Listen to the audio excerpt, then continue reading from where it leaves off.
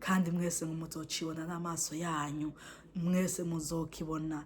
Iraje mutagira aho muhungira, iraje ngo nta kintu na kimwe gishaka kuzogikuraho. Ico gikuraho nuko waca bugufi ukihana. Uri kurumva imburi waca bugufi ukihana umwanya ukihari.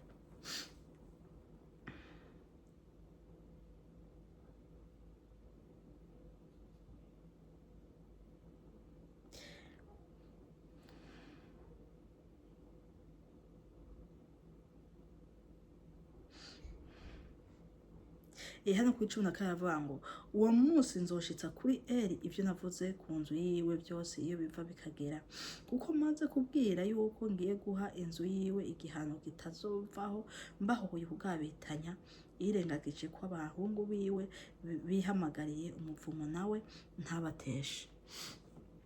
Hano harimwo benshi bagiye kuzira yuko babona ibi bikoregwa, ugasanga umupasitori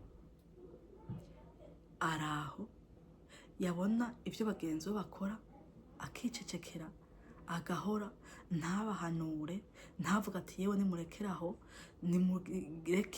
reka ibyo mukora ntabwo ari byiza.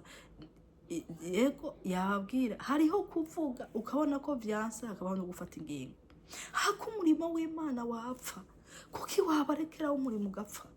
Urabanza hano ngo Eli yaguma avuga ngo urumva ngo bane banje nimureke ya mama, kuko Imana itareze kumwita ko ivyo bihano kuko yari yamamye. Akareka Imana data, mwibuke ko Imana itabazwa. Imana ntabwo izobabazwa nabo abo bose ukurahagarika cyangwa ngo kumuhagaritse ngo kubera yakoze ibi. Ahubwo Imana ibabazwa n'abarya bandi bari baje gukizwa, ariko bagaca baheba gukizwa kubera umuntu umwe ariko akora ibyaha mu ishengero. Raba abahungu ba Eli bafata abantu baje gushikanira Imana, abantu baje gutanga amashikano, abantu baje bakabafata bakabakorera amabya, abandi bakabafata bakabakorera ibyaha, abandi bakabasambanya bakagirane. Barya bari baje ngo baje gukorera Imana, bagaca babona ibyo ariko barakorerwa, nibo mutera umutima mubi bigatuma adashaka gukizwa.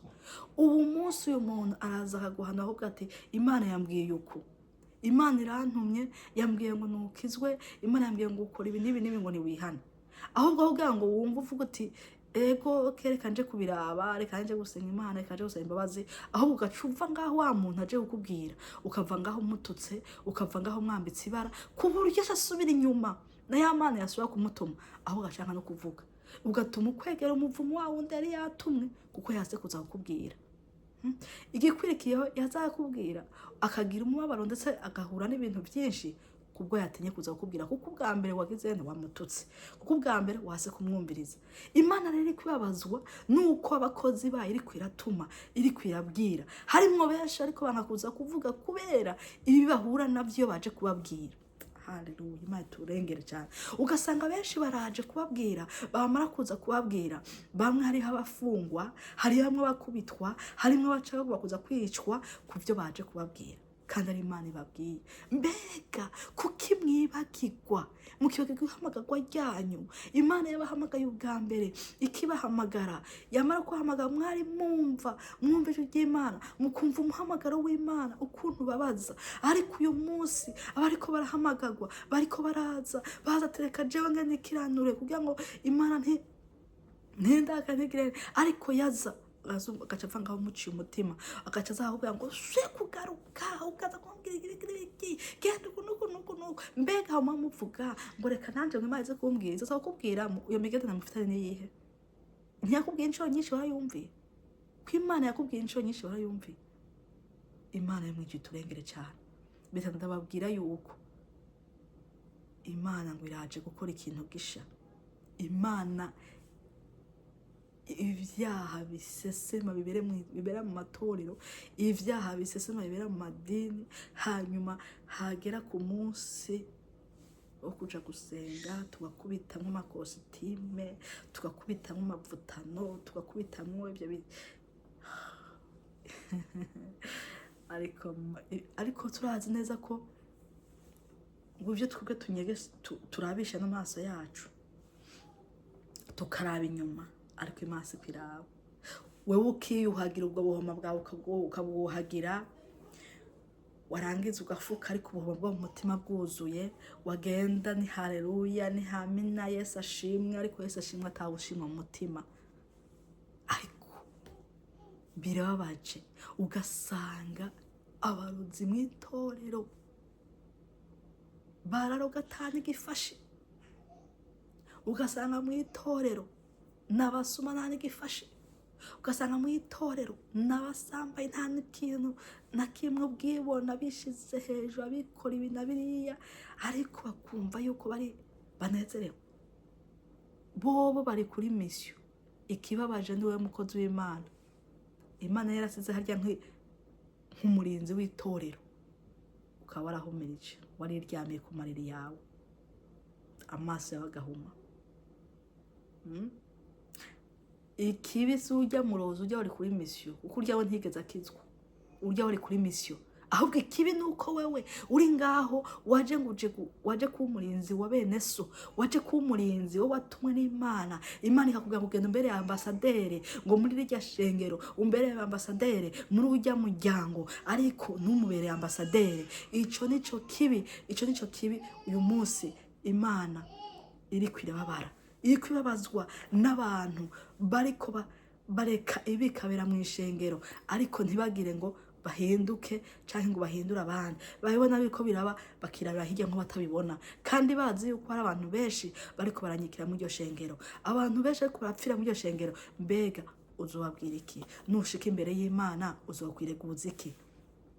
Nushika imbere y'Imana uzovuga ngo sinabibonye, uzovuga ngo wari gukora ikaho? Ntabwo Imana yabahamagaye kugira ngo muze mugende mube mwicaye kuri zya ntebe mwambara ivyubahiro ngo mukuri. Ntavyo Imana byose byo yabahamagariye, ariko Imana yabahamagaye ko muja guhesha icubahiro Imana yabatumye. Kuko Imana yabatumye nikeneye ko muhesha icubahiro ngaho, musengera abantu, mutabariza abantu bihana ibyaha, abantu barobona ubugingo.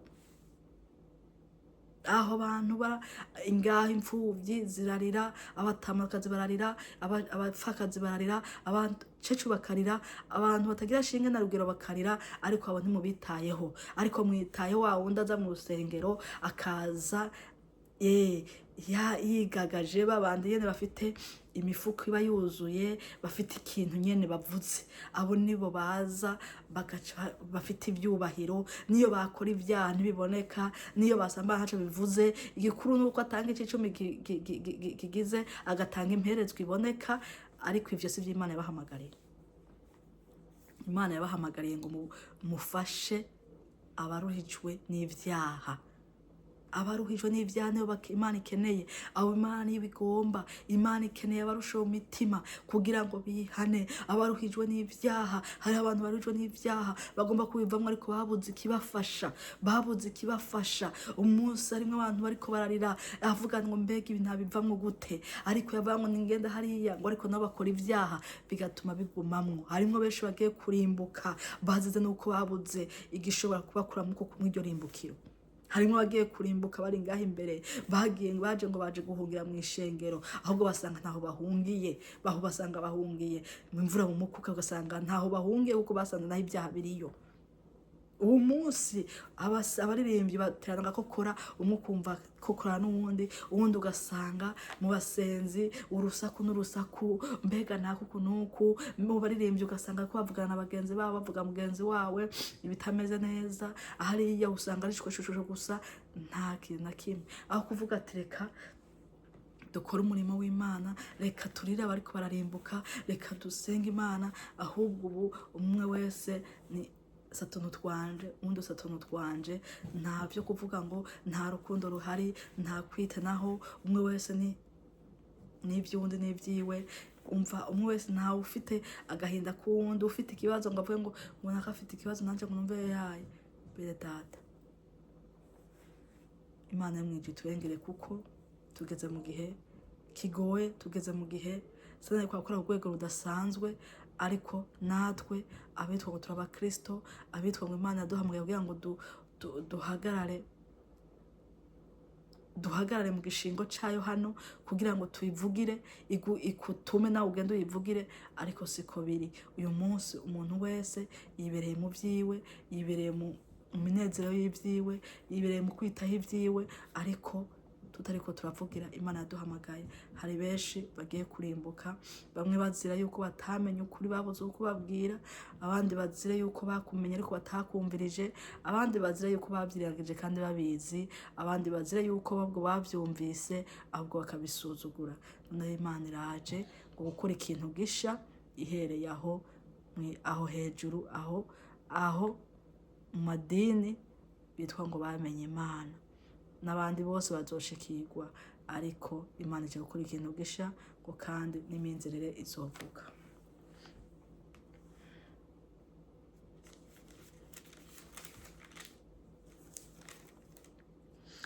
Ngo nuko Samweli araryama, ageza mu gitondo aravyuka kugurura inzugi z'inzu y'Uhoraho, ariko atinya kubarira Eli ivyo yeretswe. Maze Eli aramuhamagara ati, mwana wanje Samweli. Nawe ati sabwe. Aramubaza ati, bwa bundi yakubariye iki? Ntugire ico umpishe, niwagira ico umpisha mu vyo yakubariye byose Imana ibiguhanire mbere birushirije. Nuko ngo Eli arabaza Samweli ivyo Imana yamutumye. Samweli ngo arabimubwira, ariko imbere yabwo yari yatinye kubimubwira. Hari benshi rero Imana muri kino gihe Imana iriko iratuma bagatinya kuvuga, bivaye nuko n'igihagararo babona kuri abo bantu. Ariko ico nababwira yuko mwavuga mukavuga utaravye igihagararo c'umuntu umwe, utaravye ikintu na kimwe, ariko ukavuga ukitatura n'Imana. Hanyuma ngo aramubwira, amaze kumubwira aho kugira ngo ace bugufi ngo yihane, ngo aravuga ngo nikore. Yacamubwira ngo nuko Samweli aramudondera byose ntiyagira ico amuhisha. Maze aravuga ati, nuhoraho ntakore ico ashima. Muri kino gihe rero hari benshi bariko baravuga, ugasanga benshi n'abavyumva bakavuga bakabifata nk'ibisanzwe, abandi ukamenya ntaco bibabwiye, ariko abandi nabo ati nkuko bango, ugasanga benshi bakavuga ngo nta kundi Imana izikora, kuko twase kumva. Bamwe ugasanga bariko bareka kugira ngo Imana ikora, ariko mwe data wewe wabonye ibizariko biraba, ugahanura ukabona biranse, ugahanura ukabona biranse, ariko ufite ububasha bwo gushobora guhagarika ivyo biriko biraba, canke guhagarika abo ariko arabikora ntubikore, nawe uzobihagarurwa ko nk'icaha. Nubwo atacaha waba ari urufise, ariko ukabona abo ariko barakora ivyaha ukabashigikira, nawe uzohanirwa ko wabibonye. Ntihagire ingingo ufata. Ntiwabona nawe ko yakora ibyaha kandi ufite uburenganzira bwo gufata ingingo ntuyifate, nayo Imana iguharura ko nk'icaha.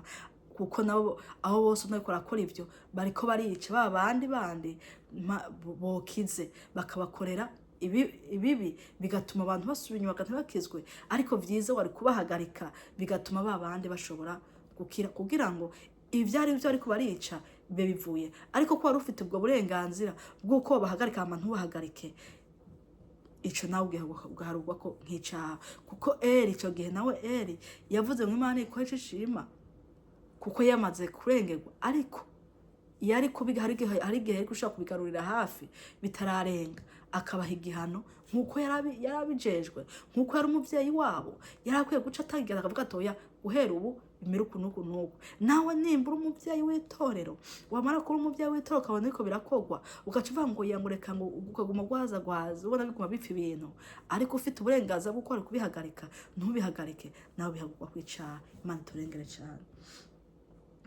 Ngo nuko Samweli arakura, nuko ikuri ijambo ry'Imana ko yatubwira rero, nimba ufite uburenganzira bw'uko ukwiye kubihagarika, bitarashika kure, urakwiye kubihagarika. Hako itorero ryose ripfa, umurimo w'Imana ugapfa kubw'abantu babiri canke batatu canke bane canke batanu, wari ufite ubundi buryo uko wabakuramwo, hanyuma igikorwa kikabandanya.